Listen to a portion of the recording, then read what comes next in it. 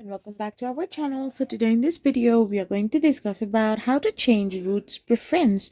So without wasting much of our time, let's get straight into the video. So if you are using your Google Maps and you want to change your route preferences, then you need to simply open the app first. Now you need to enter your destination. So once you have simply entered your destination, you need to tap on directions. So once you simply tap on directions, now, once you have done this, you need to simply tap on the three dots.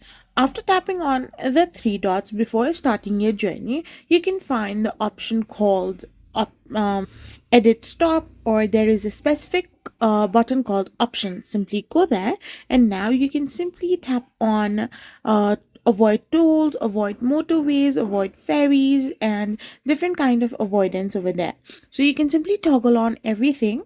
Now once you toggle this on, you will be changing your route from tolls, motorways, or ferries, and you will get just a route which don't include any of these. So this way you can change your route preferences.